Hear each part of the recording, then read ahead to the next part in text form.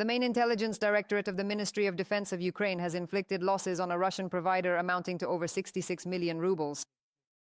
One of the largest Siberian internet service providers, Orion Telecom, became the target of a special operation by the Cyber Corps of the Main Intelligence Directorate of the Ministry of Defense. And according to sources, the Main Intelligence Directorate learned about this thanks to a statement made by the affected company to the Russian police. Due to the cyber attack, there was also a massive leak of users' personal data. The agency notes that the Orion Telecom networks were actively used by Russian security forces for actions against Ukraine. Russia would have lost the war in Ukraine long ago if the Kremlin were not supported by its allies. This was stated by the head of Ukrainian intelligence, Chief Budanov. He also reported that some countries are not entirely honest. Contrary to international sanctions, they are assisting the Russian Federation. I emphasize that Russia would have lost this war long ago. I emphasize that Russia would have lost this war long ago, and Ukraine, with the help of its partners, would have regained all occupied territories if it weren't for the Kremlin's support from its allies, especially North Korea. I want to draw attention to the unscrupulous actions of certain countries. In defiance of international sanctions, they allow the Russian Federation to obtain weapons, ammunition, and critically important components. Moreover, they allow their citizens to join the ranks of the armed forces of the Russian Federation. Since the beginning of this day, about 100 combat clashes have been recorded at the front. This was reported by the General Staff of the Armed Forces of Ukraine. The most tense situations are observed in the Konstantinovka, Pokrovsk, and Alexandrivka directions. For more details about the situation on the front line, stay tuned. The General Staff of the Armed Forces of Ukraine has confirmed new strikes on Russian military targets in the temporarily occupied territory of Ukraine. In Crimea, a radar station was hit. In Oleshki, Kherson region, a UAV command post was struck, and in Makivka, Donetsk region, an ammunition depot was destroyed. In addition, the General Staff clarified the results of the recent attack on the oil terminal in Feodosia. There, 16 fuel tanks that had survived the previous attack were damaged. A large-scale fire continues at the facility. Operators of the 422nd Separate Battalion of Unmanned Systems destroyed a Russian P-18 Terek operational level radar using a strike drone. This radar provides targeting for aerial objects and also guides fighter aircraft to enemy planes. And operators of the Ukrainian reconnaissance UAV Shark from the 92nd Separate Assault Brigade showed how they adjust the strikes of the HIMARS multiple launch rocket system. Thanks to them, another radar station of the Russian Army's CYBERATTACK, which was part of an S-400 surface-to-air missile system, was destroyed in one of the directions. Alexander Syrski held a meeting with military units and subdivisions that are holding back the advance of Russian occupiers, particularly on the border of the Dnipropetrovsk region. The Commander-in-Chief of the Armed Forces of Ukraine wrote about this on Facebook. He familiarized himself with the reports of commanders on the ground and the latest changes in the operational situation. Together, they discussed problematic issues and outlined ways to resolve them, Syrski reported. Our main efforts are focused on establishing a stable and reliable defense, improving the quality of troop coordination, assisting commanders in organizing combat operations, and restoring the combat capability of military units. I gave the necessary instructions to ensure that the brigades are provided with everything they need, including reserves, additional ammunition, UAVs, and special equipment. We are working together for a common goal. Alexander Syrski, Commander-in-Chief of the Armed Forces of Ukraine, Facebook. Meanwhile, in the Konstantinovka direction, Russian occupiers assaulted the positions of the defense forces towards Konstantinovka and near Shcherbinivka, Plishcheyivka, Rusinye Yar, and Alexander Kalinov. In the Pokrovsk direction, the enemy carried out attacks in the areas of Volodymyrivka, Nekonorivka, Lisivka, Novoekonomikne, Pokrovsk, Zvirive, Chunishin, Udakne, and Kotlyarivka. In the Alexandrivka direction, the Russian army attempted to advance near Sikneve, Soznivka, Oleksivka, Novonikolivka, Malinivka, and Poltavka. They are amassing resources there and trying to neutralize our counterattacks. And of course, just yesterday there was a strengthening of enemy positions in this direction as well as an attempt to counterattack.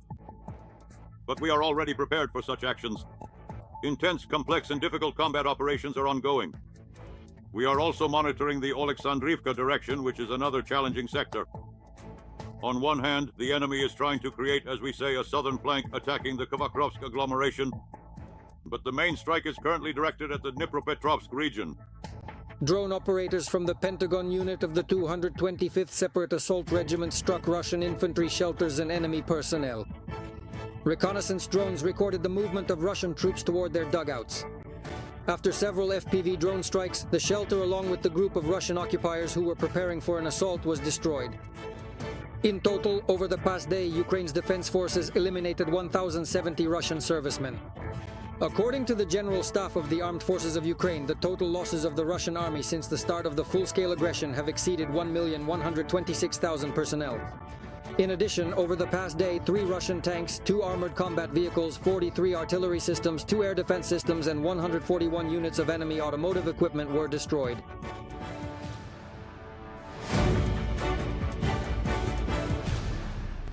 More than half of NATO members will take part in the initiative to purchase American weapons for Ukraine. This list has noticeably expanded. These are the main outcomes of the Ramstein format meeting, which took place at the Alliance headquarters in Brussels. Our special correspondent for Freedom TV in Europe, Vitaly Sizov, will tell you about the other results. He is already with us live. Vitaly, greetings. Tell us the details. Yes, Carolina, indeed this list has expanded significantly. The list of those countries that are ready to allocate their funds for procurement of American military equipment, hardware, and sending it to Ukraine. But assistance also continues at the bilateral level. Yes, Germany has announced the allocation of 400 million euros for the purchase of long-range drones for Ukraine. This will allow Ukrainian forces to strike Russian logistical targets behind the front line, and such actions are already yielding noticeable results. German Defense Minister Boris Pistorius, whose country is a co-chair of the Ramstein format, noted that in 2025 the volume of German support for Ukraine will amount to about 9 billion euros. From this amount, a new aid package worth 2 billion is being formed, which includes missile defense systems, radar equipment, and ammunition. In addition, Germany continues to participate in the initiative to purchase American weapons, and will allocate $500 million for this purpose.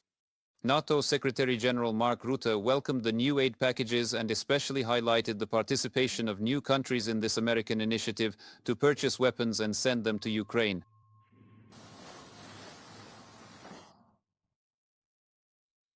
NATO today clearly sets itself the goal of keeping Ukraine as strong as possible in this struggle and is working to ensure that all allies, as well as our partners outside NATO, provide Ukraine with everything they can in order to supply you with all that is necessary. This includes both lethal and non-lethal means, air defense systems, and so on. And of course, we recently received good news from the United States that they have decided to once again supply Ukraine with all the military equipment and gear that only the United States can provide. And there is no alternative. Today we started the day with 6 allies, initially 6, joining the Poru initiative. These were the Netherlands, Germany, Canada, Sweden, Norway, and Denmark. But as a result of today's meeting, more than half of all allies, that is more than 16 or 17 countries, have committed to this program. Ukraine's Minister of Defense, Denis Shmyhal, who participated in this meeting, reminded everyone that in winter, Russia traditionally intensifies its attacks on Ukraine's energy system.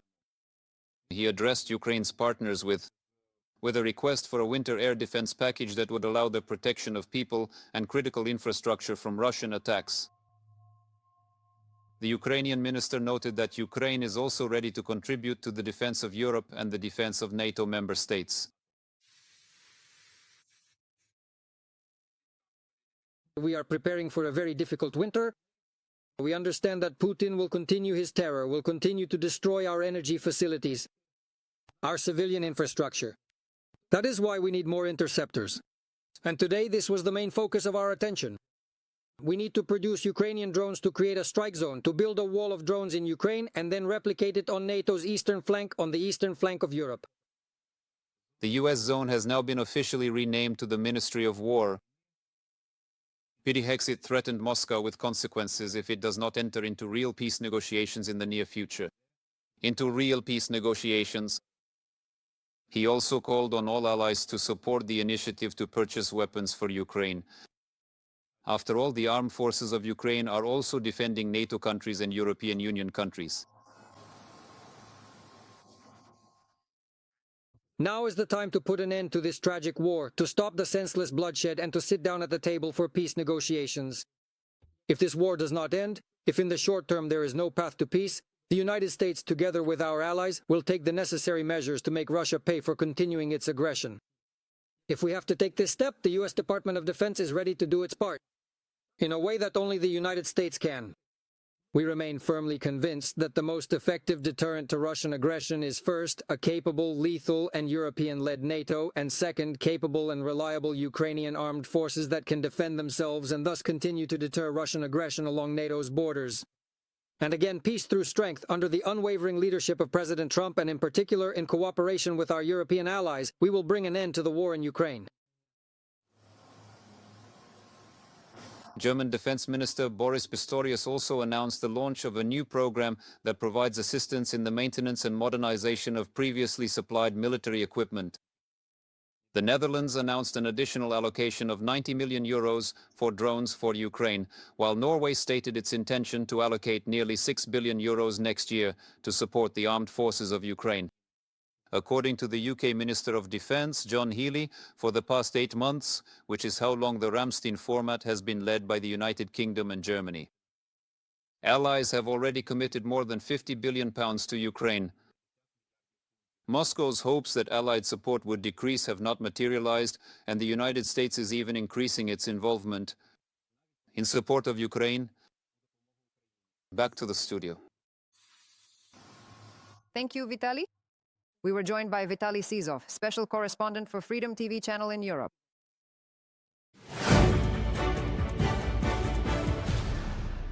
Budapest has no intention of yielding to pressure regarding the supply of gas and oil to the country. This was stated by the Minister of Foreign Affairs of Hungary. While NATO defense ministers in Brussels are discussing military aid to Ukraine, Péter Szijjártó is in Moscow criticizing the European Union for rejecting Russian energy resources. In his opinion, this step could lead to the collapse of the Hungarian economy. Yulia Granovska will tell us more. We greatly value our cooperation with Russia in the energy sector, the Hungarian foreign minister stated in Moscow. Péter Szijjártó emphasized that national interests are more important to Budapest than the policies of the European Union.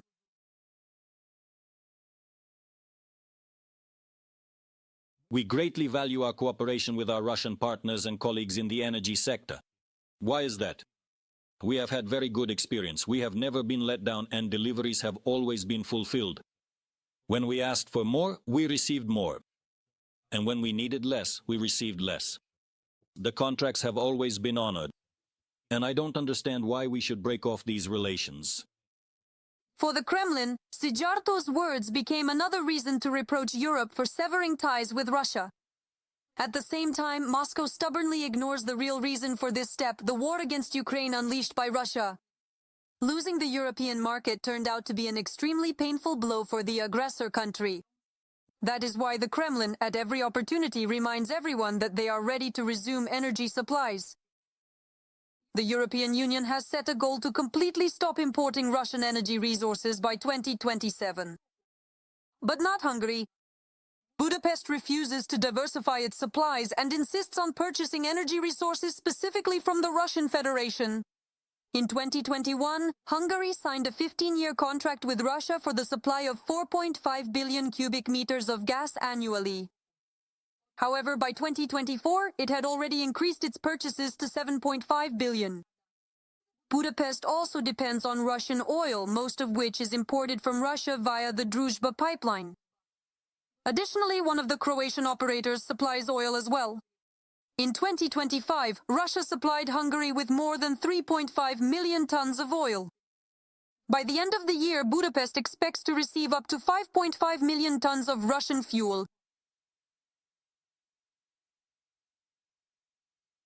Currently, there are 2 oil pipelines leading to Hungary. Brussels wants us to stop using one of them as part of diversification. But how can shutting down one of the 2 oil pipelines leading to our country be called diversification? The fact that profits from energy exports form the basis of the aggressor country's budget does not bother Budapest. Kyiv's partners are convinced that Russia will continue its war against Ukraine as long as it has the opportunity to trade oil and gas. That is why the sanctions policy towards Moscow is aimed at depriving the Kremlin of these revenues. Earlier, US President Donald Trump stated that he would persuade Hungary to stop purchasing Russian oil. the head of the White House has repeatedly called on allies to sever energy ties with Moscow. They cannot do what they are doing. They are buying Russian oil and gas. While fighting against Russia, all purchases of energy resources from Russia should be stopped immediately, otherwise we will lose a lot of time. However, Budapest demonstratively continues to move closer to the Kremlin. And the face of the country's pro-Russian policy has become Hungary's foreign minister, Péter Szijjártó. Since the start of Russia's full-scale invasion of Ukraine, he has visited Moscow at least 13 times. The frequency of his trips to the Federation raises suspicions among European diplomats, according to Bloomberg.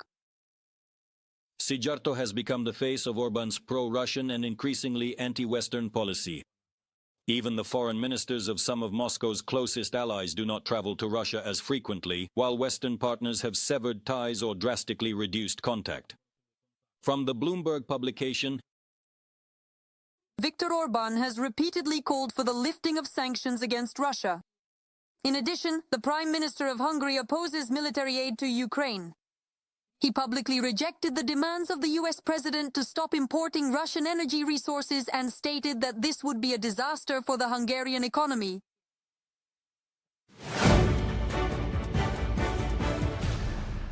$1,800,000 artillery shells under the Czech initiative will be delivered to Ukraine this year. This was reported by the Prime Minister of the Czech Republic, Petr Fiala. The funding for the supplies comes from international donors, revenues from frozen Russian assets, direct purchases by Ukraine, and bilateral cooperation. Foreign partners have provided about $4.5 billion for the implementation of the initiative, and the Czech Republic's contribution amounted to over $72 million. Finland has decided to join the Pearl Initiative, which involves purchasing weapons in the United States for subsequent transfer to Ukraine. This was announced in Brussels by the head of the Finnish Ministry of Defense, Antti Häkkänen. According to the minister, in the coming weeks, the Finnish side will work out the details of its contribution to the initiative. He added that Finland will take on a certain share of responsibility and expressed hope that other European countries will also join in funding American weapons for Ukraine. Finland has already become the 14th country to join the Pearl Initiative. Belgian Defense Minister Theo Franken confirmed that Ukraine will receive all the F-16s promised by the country. At the same time, he noted that their transfer will take place after the pilots are trained and the technical procedures are completed. And this will take at least a month. While speaking with journalists at NATO headquarters, Franken also assured that Ukraine will definitely receive all the fighter jets that have been announced. More modern F-35 aircraft have now begun arriving in Belgium.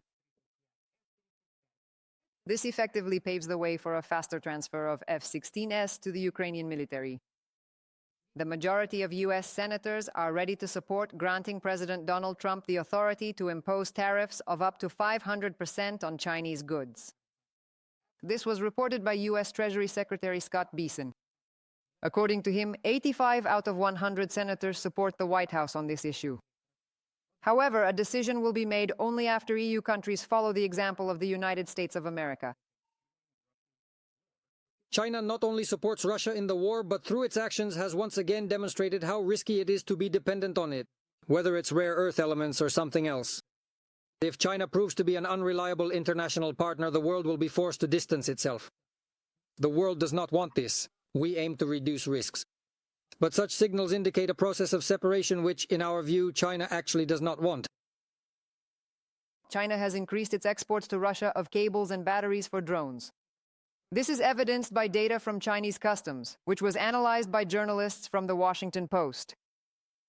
Chinese manufacturers have played a key role in expanding drone production by enterprises of the Russian military-industrial complex. And now they are helping in the development of components intended for combat use, the authors of the investigation note. My colleague Andriy Dimitrenko will tell you more.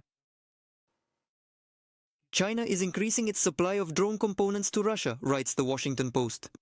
According to data from the Chinese Customs Administration, this involves a tenfold increase in the export volume of certain components from July to August 2025. Chinese commercial drone manufacturers played a key role in this, accounting for 80% of the global market in this segment. It is thanks to them that Russia was able to ramp up production of drones equipped with fiber optic systems. China's ability to produce large quantities of components at low prices, as well as to quickly develop new prototypes and technologies, gives Russia certain advantages.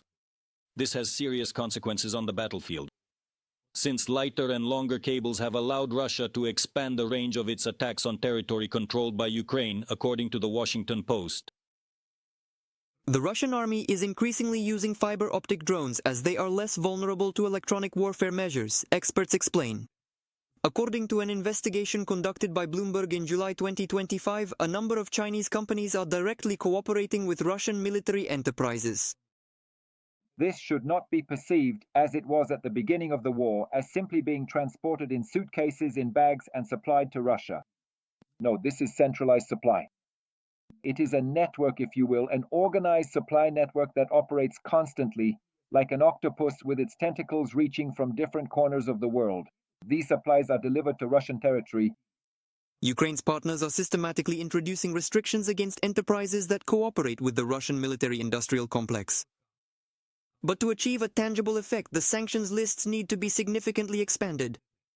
The Main Intelligence Directorate of the Ministry of Defense of Ukraine has published information about military enterprises of the aggressor country that have not yet come under sanctions. The Main Intelligence Directorate of Ukraine is publishing data on the Warren Sanctions portal about 145 enterprises that are part of or managed by the Technodynamica holding of the Russian state corporation Rostec. Despite the strategic importance of the holding for the Russian military-industrial complex, 86 out of 145 enterprises remain outside the sanctions imposed by the coalition countries. Among them are manufacturers of key components for Russian missile systems and armored vehicles.